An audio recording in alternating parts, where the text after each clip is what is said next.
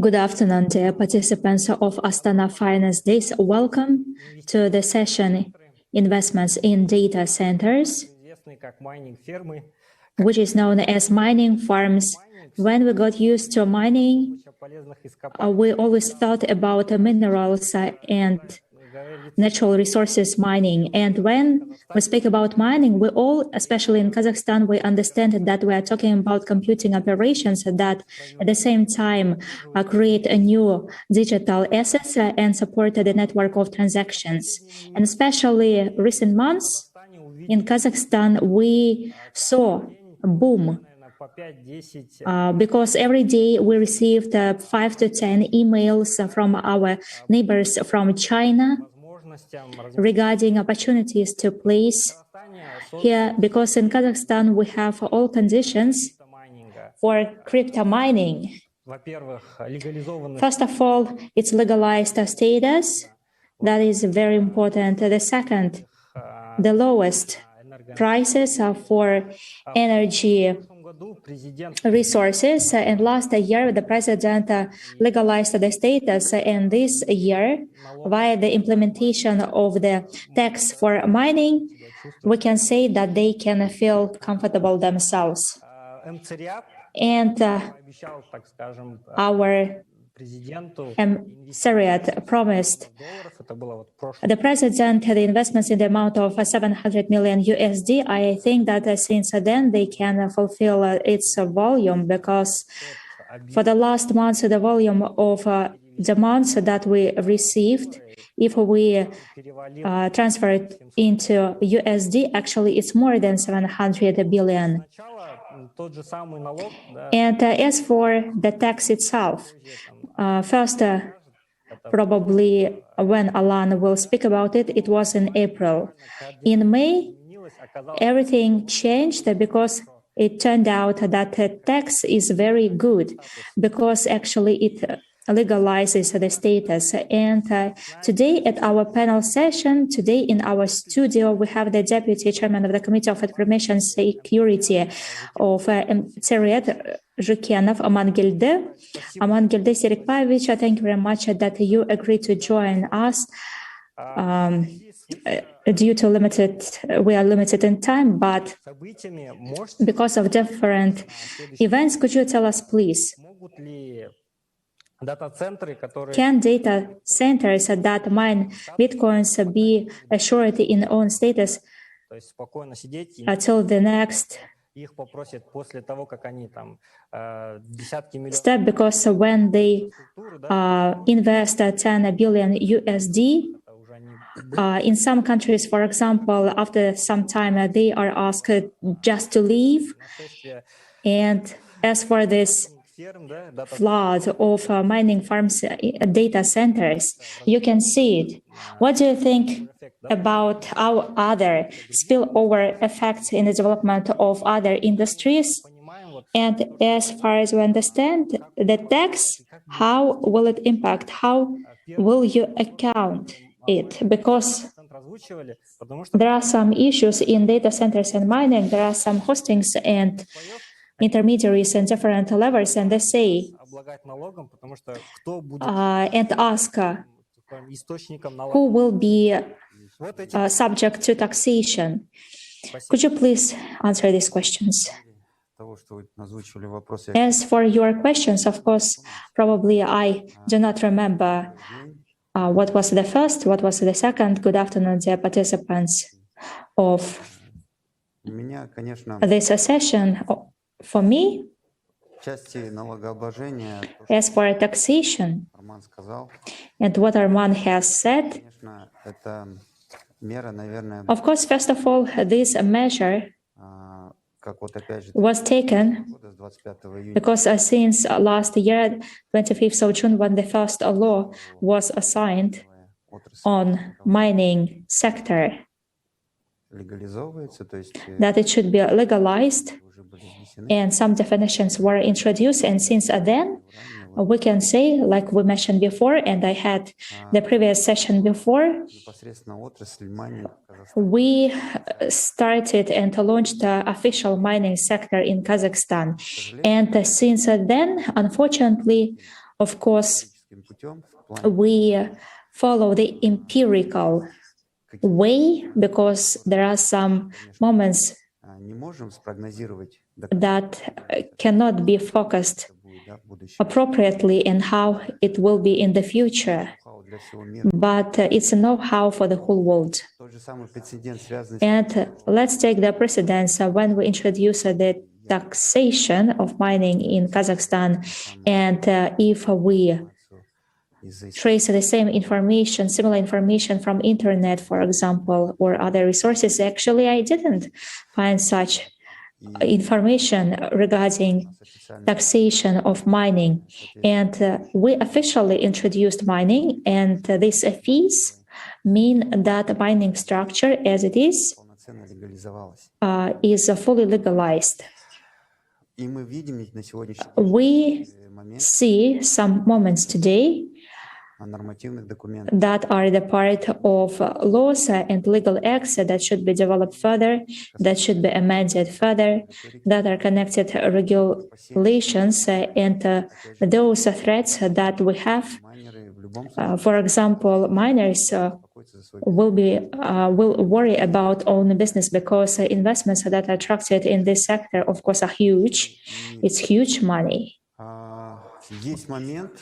There are some moments. Of course, today we can say that we have a prophesied deficiency of electricity in Kazakhstan, and this prophesied probably will be exhausted very fast because mining sector is developing very fast. All miners, those who work in mining, first of all, they are electricians or engineers. They know everything that is connected with electricity. And that is why if we take a mining farm for 20 megawatts, we can launch it in 1 year. But in order to construct, for example, power plants, it will take many years. So let's take, for example, 1.5 gigawatts, for example, that we have in Kazakhstan. Even we do not have this deficit. Last year, for example, it was about 1 gigawatt deficit last year, but we do not have this. This year, Zhenibek probably will speak about it later. But as an official, can you tell us, please, that the status that they shouldn't worry about the status? Why?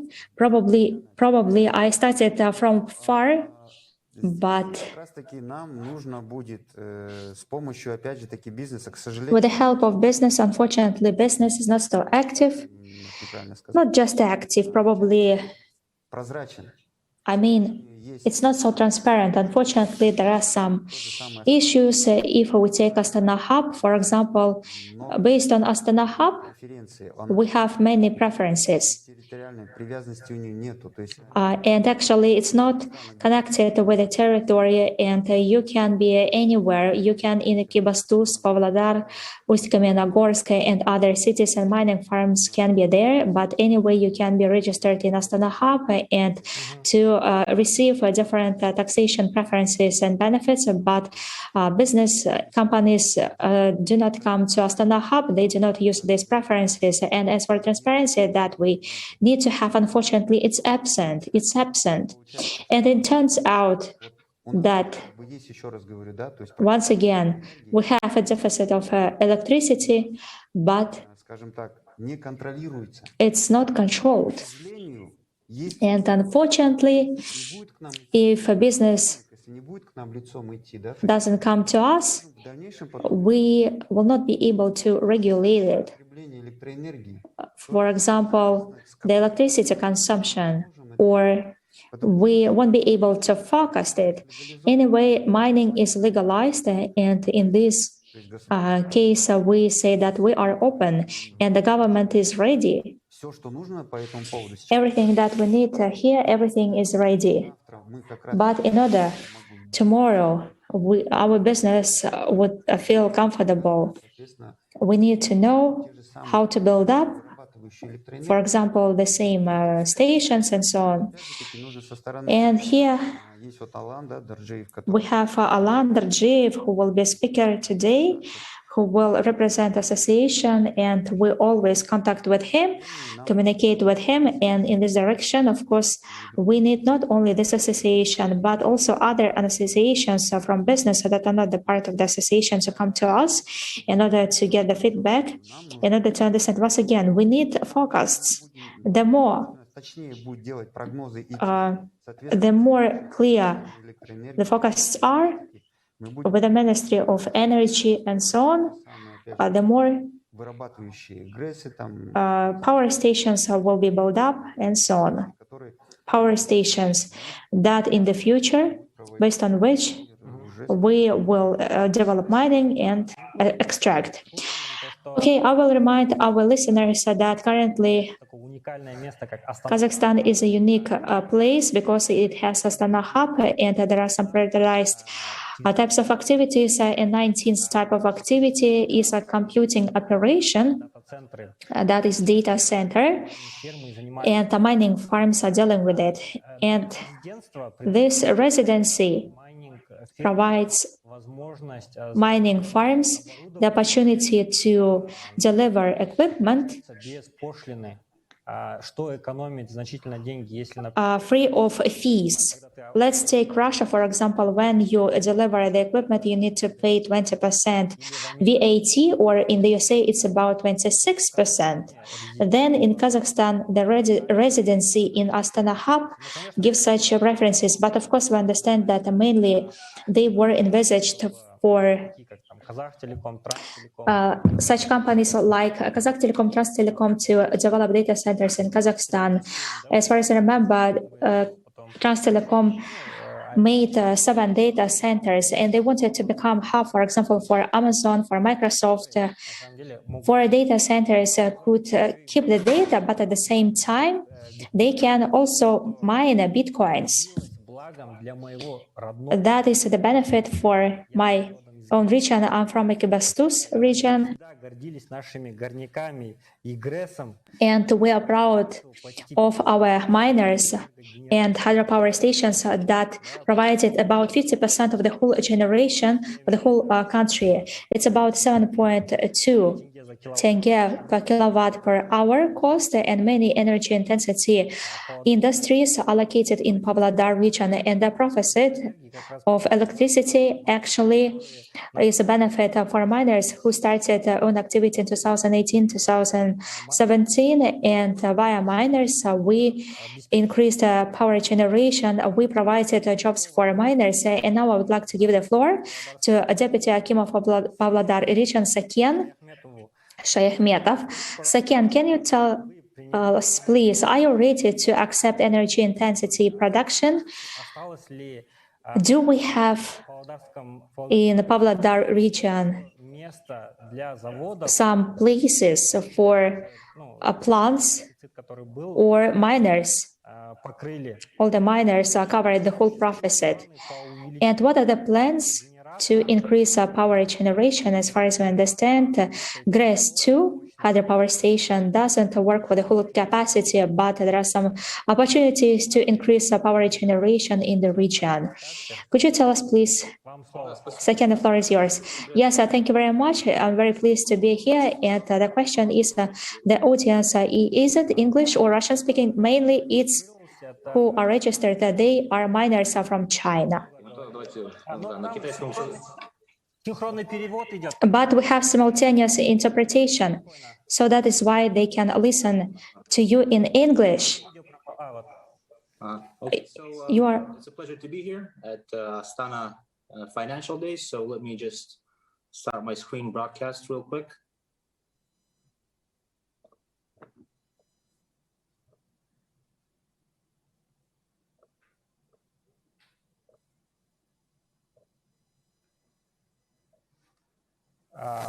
Что-то почему-то не дает мне этот. У меня видео включено, не дает Можете, распознать. пожалуйста, It дать? seems to me that I'm not allowed to share my screen. Да, скриншот. Could you please give the opportunity to share the screen? It doesn't allow to share my screen, but actually you had the opportunity because we tested it. Let me try it again.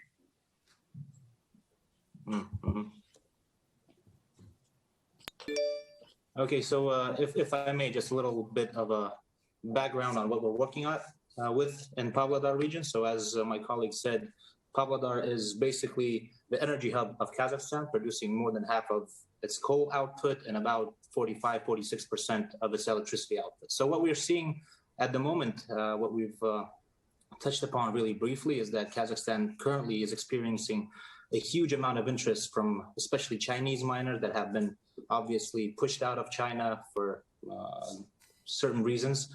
This is a quick overview of what we're looking at in terms of our price for electricity. As you can see, it's quite low compared to even our closest neighbors such as Russia. But what we need to bear in mind is that by the amount of electricity that's being produced in the country, it's really hard to compare China, obviously, or India, Russia, Japan, to Kazakhstan. On the right-hand side of the slide, you can see that that's the total output of Kazakhstan in comparison to China. So realizing that Kazakhstan would not be able to obviously accommodate all of the outflow of miners from China is something that we need to bear in mind. Now, if we talk about Pavlodar region specifically, this is basically what we're looking at today. In terms of electricity production, these are our 7 main generators of electricity. Obviously, it's our GRES-1 and GRES-2 in Ekibastuz, and our TETS power plants in Pavlodar. So as you can see, we do have a program for expanding our current electricity generation by about 1.1 gigawatts in the upcoming 3 to 4 years, primarily focused in Ekibastuz because, well, that's where they're located.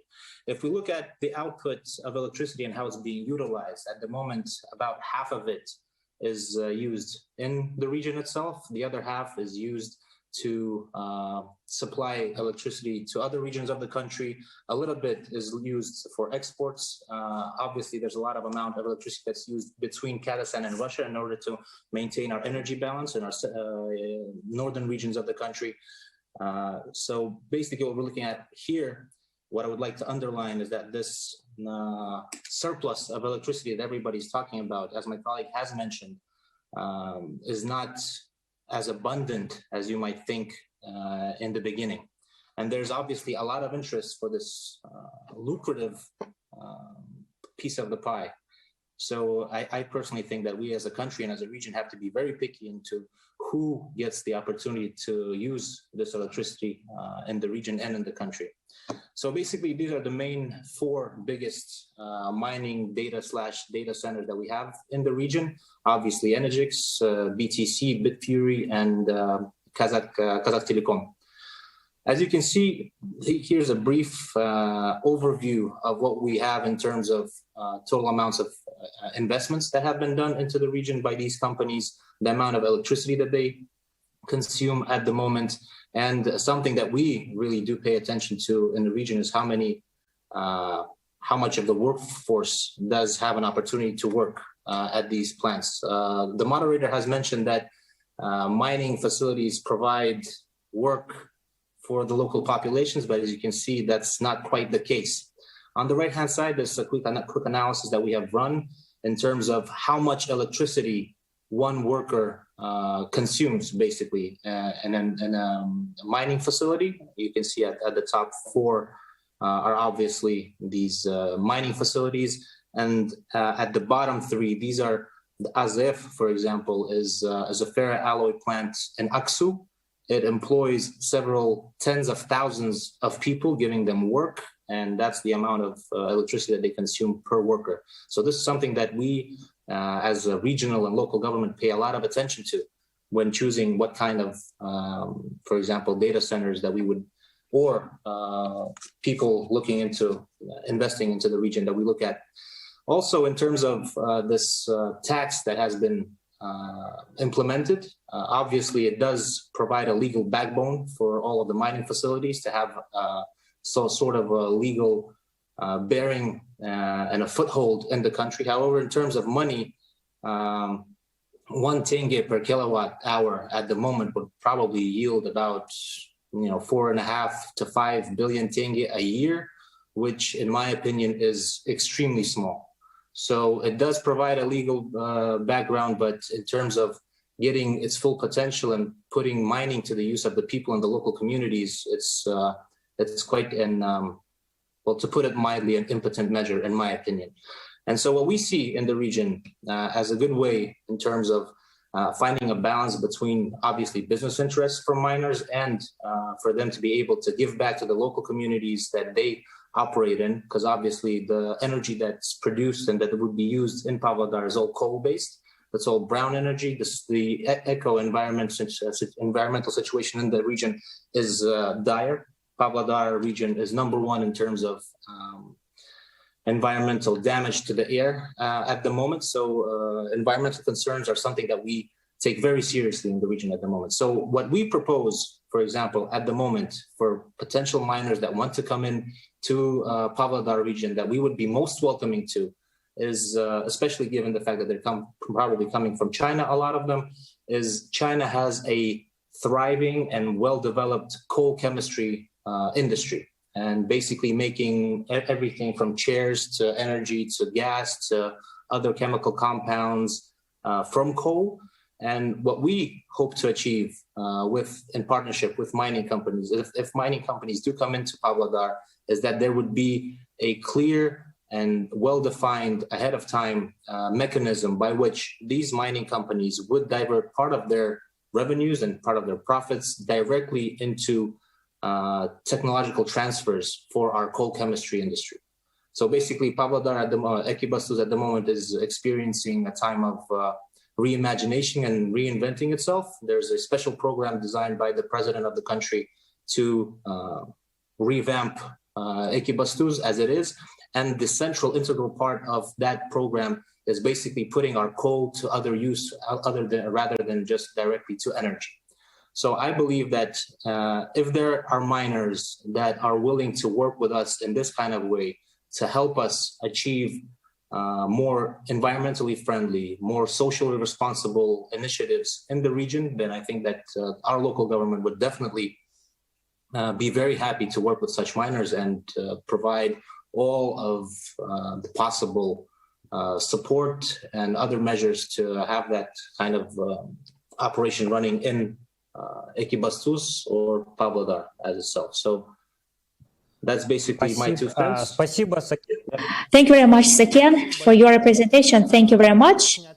Yes, wonderful presentation, and we will be happy if you send this presentation to us so that those people who want to see this presentation, we could share with them. We have discussed the opportunities and the status of data centers on crypto mining, and now we would like to go to the risks that are connected with the production of electricity. As far as we know, there are some key generating capacities and infrastructures in Kazakhstan that is obsolete and old, and that probably will cause a deficit in specific periods.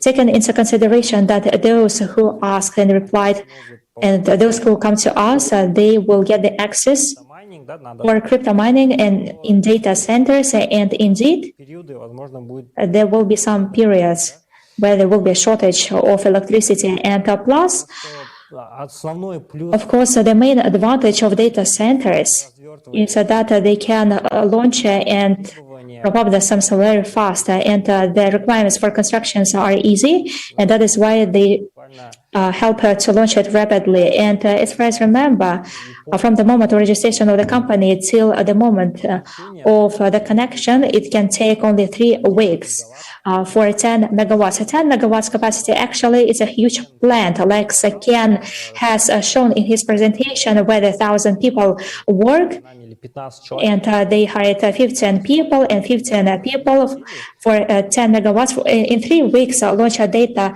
centers, and actually no business, no plant, no production will not give such opportunity to launch faster and to start to make money.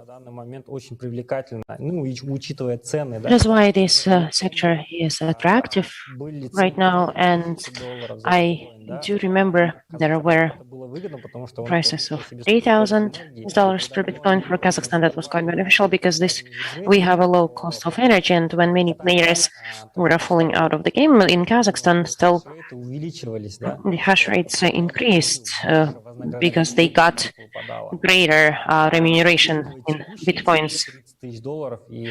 And given the current prices, some people think that it's quite low, but for our cost of mining will be $6,000 to $7,000 per Bitcoin, and then you can calculate the margin yourselves. Well, now with that, let's talk about risks, infrastructure risks. Today with us, we have the Managing Director for System Services of Kegok, Mr. Zhenibek Konashbayev. Zhenibek, could you please tell us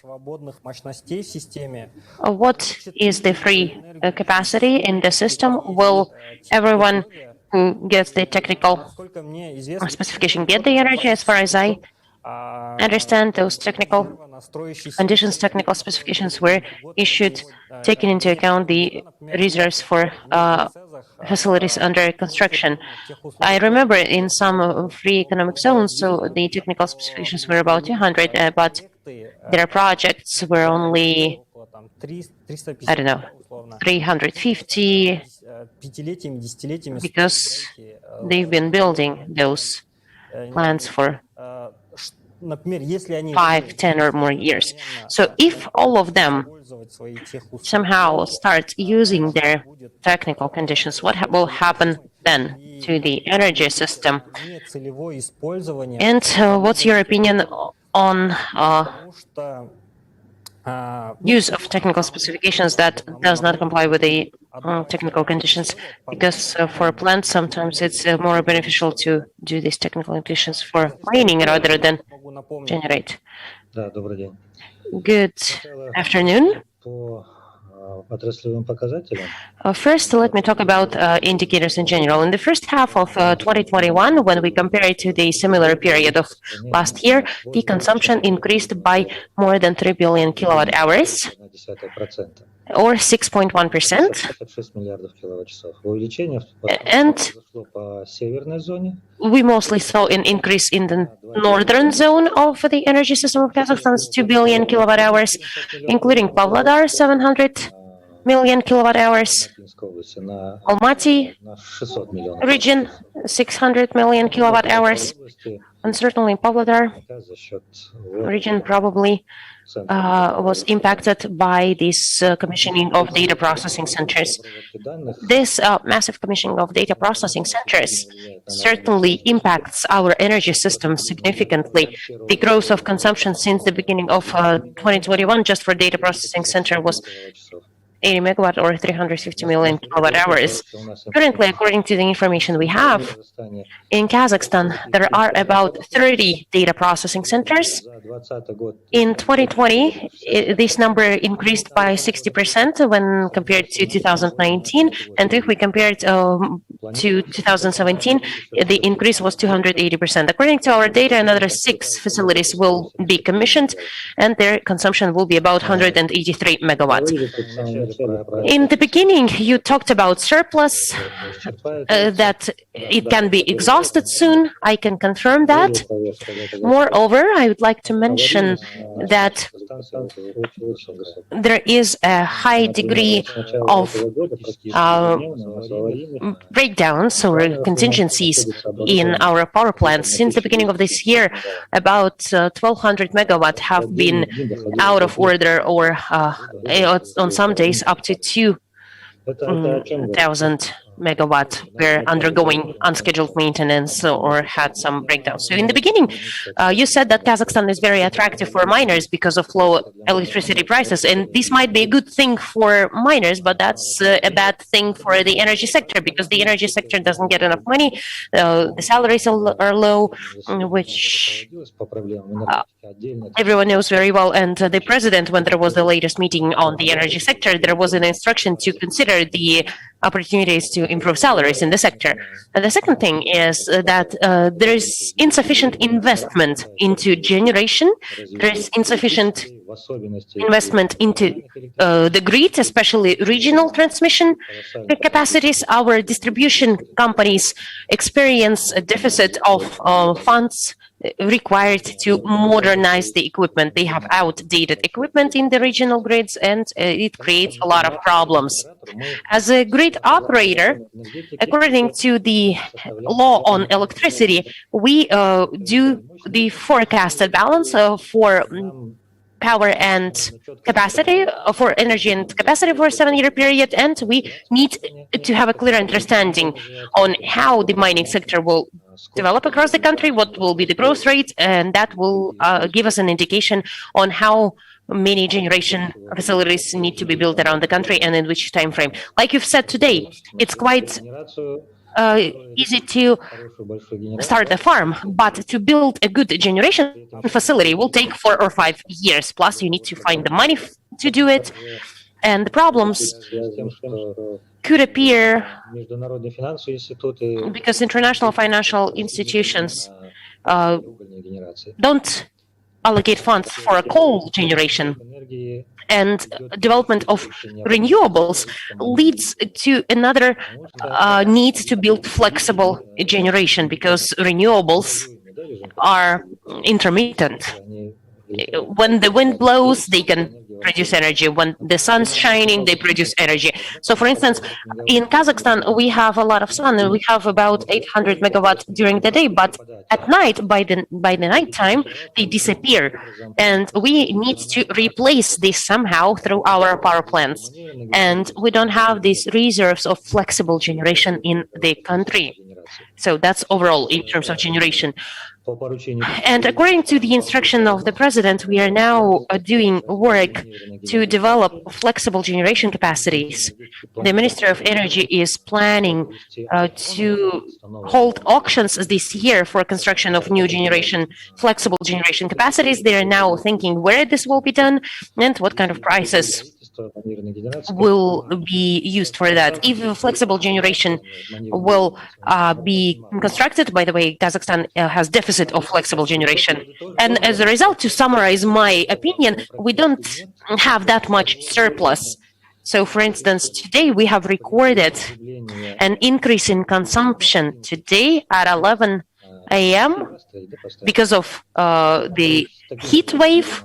Compared to the same day last year, there was an increase of 1,700 megawatt, which is over 10%. And majority is because of miners, plus the heat wave contributes to energy consumption. So we can already see that there is no surplus. Right. And one more thing, just my last comment in relation to the cheap electricity prices. The prices of electricity, if we want to develop our own generation, someone needs to pay for it. Someone needs to pay for the construction of this new generation facility. So the prices will increase. We need more capacities, therefore more money will have to be paid by the consumers to build those generation capacities. So the electricity price, low electricity price in Kazakhstan is not a constant. It will grow. Thank you. Just a few remarks, if I may. Sure. So you said 10 megawatts for 3 weeks. And the population of Aksu consumes 10 megawatt. Ekibastus consumes 13 megawatts. So about 200,000 people. Just for comparison purposes, imagine how many people can get electricity supply with the same amounts. And I fully support my colleague from Kegok. And the thing that frustrates me the most is that the miners basically use these subsidized energy prices, because the government subsidizes it for the population, and the miners are using this opportunity, and then this money flows outside the country without any taxation. So my personal opinion is that if miners come, they need to contribute to this physical world, either the updating the energy grid, or maybe interconnection between the West Kazakhstan and the rest of the country, or some social policies. Second, let me add, actually, in the last few years, the miners are coming with the proposals. They're ready to invest. And in the last month, I will be frank, there were lawyers coming to us from Binance. They sent their own lawyers. They are ready to invest, especially in alternative energy. But they hear so many excuses from the officials. I can have a private conversation with you. And also one more thing to add. Isn't it our populist measure to maintain the energy prices? It's not their fault. It's us.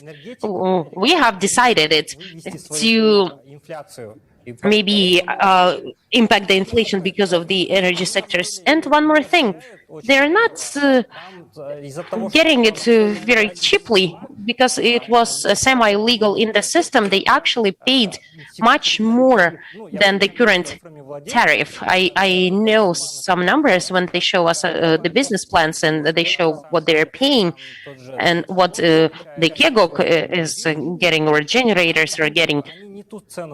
They pay a different price than what you think, but still it's very profitable.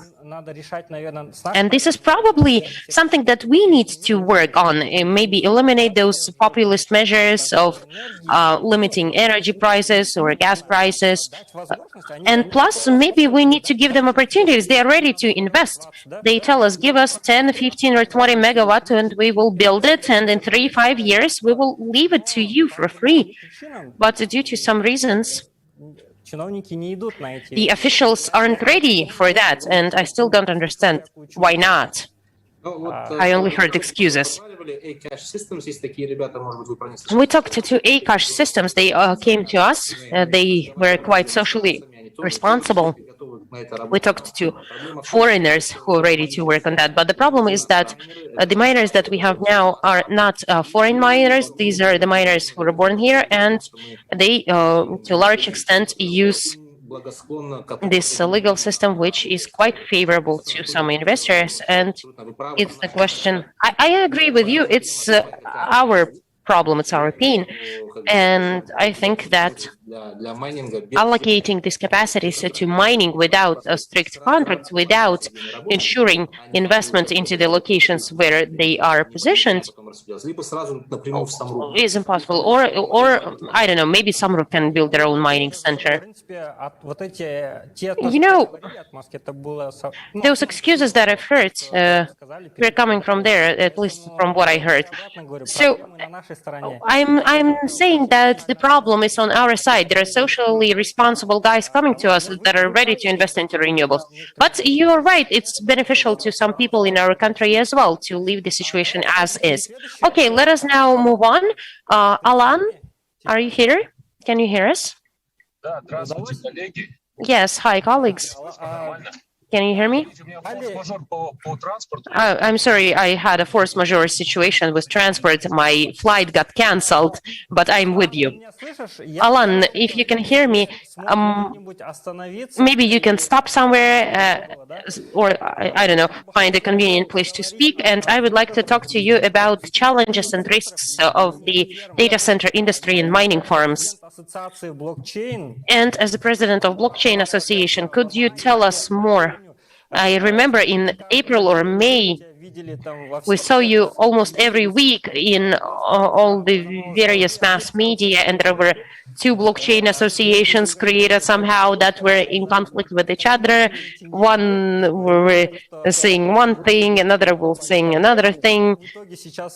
So, and I haven't heard anything since.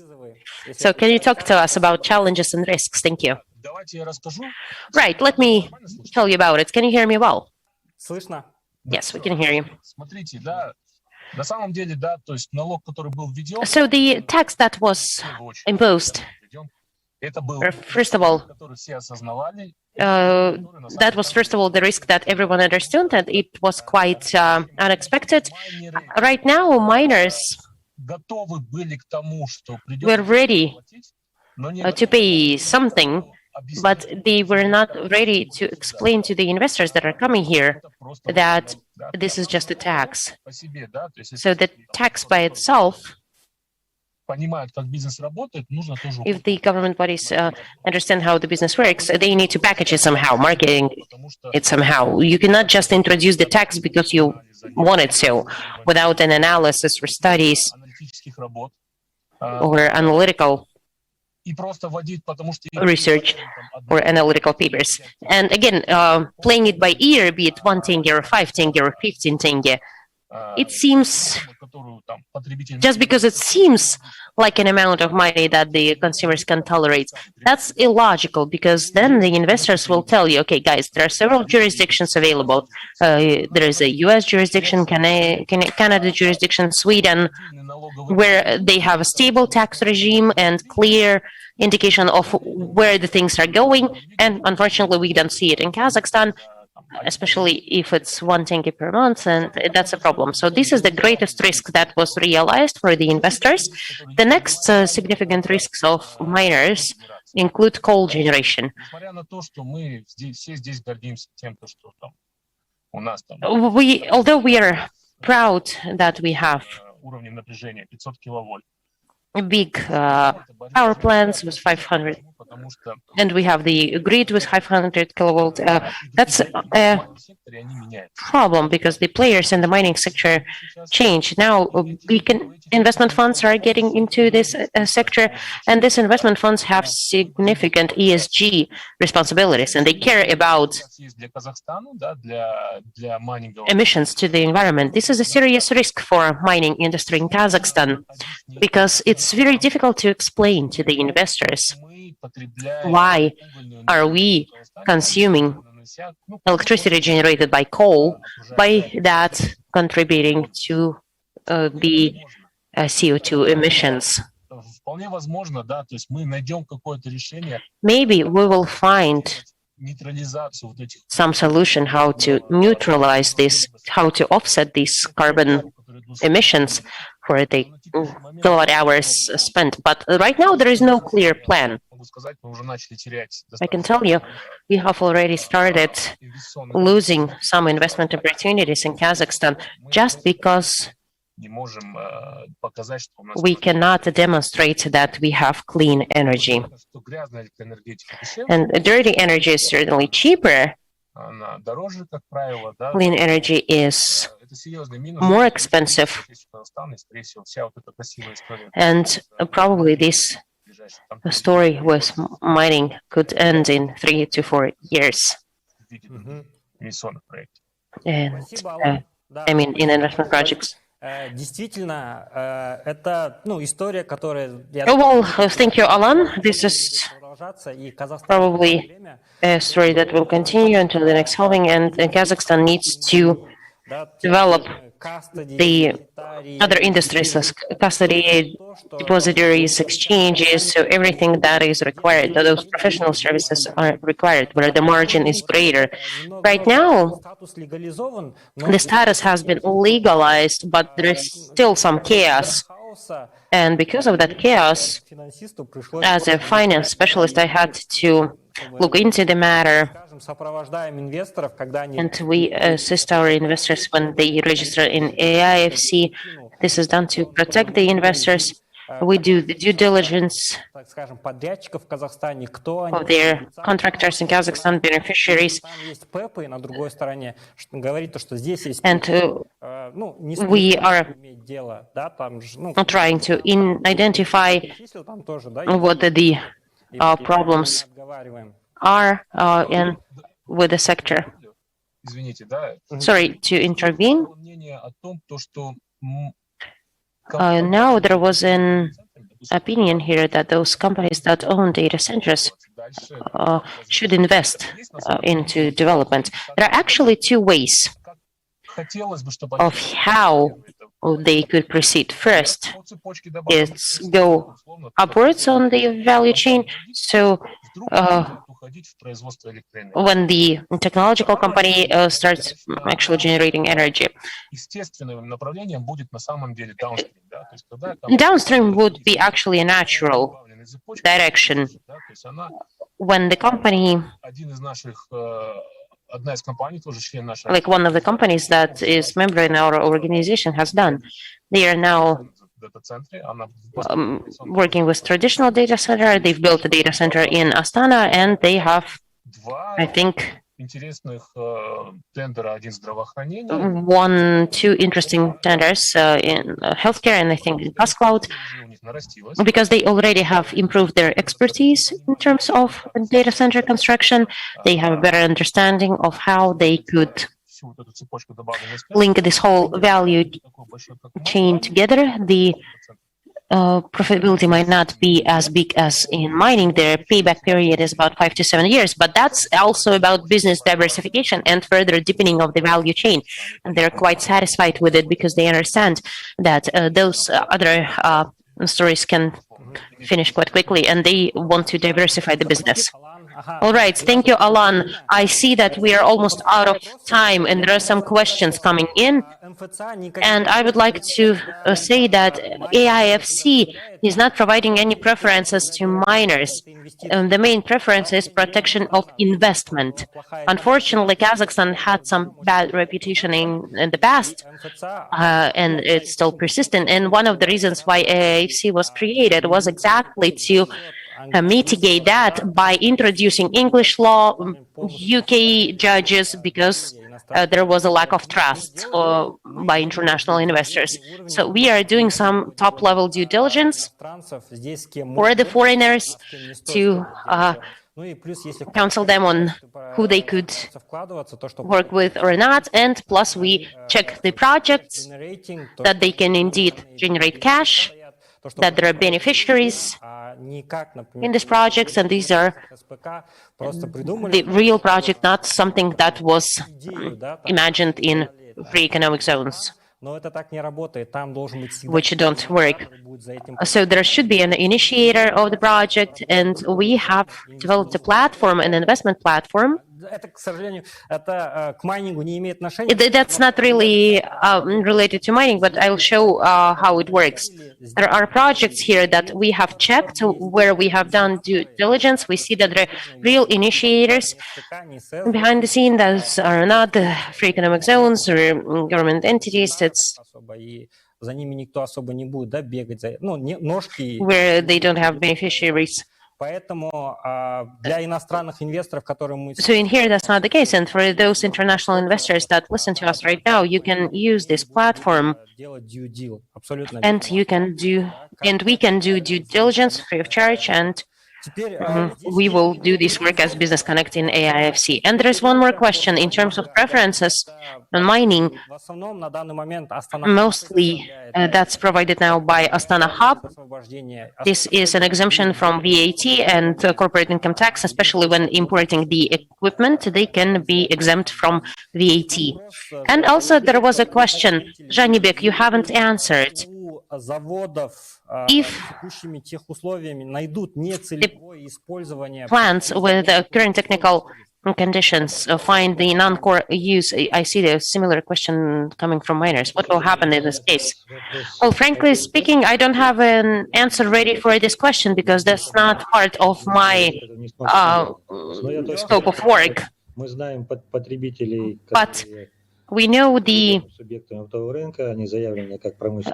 consumers, the actors on the market, they are registered as manufacturing companies, but lately they have stopped working and they use their territory for to start the farms. Okay, and Zhanibek, one more question.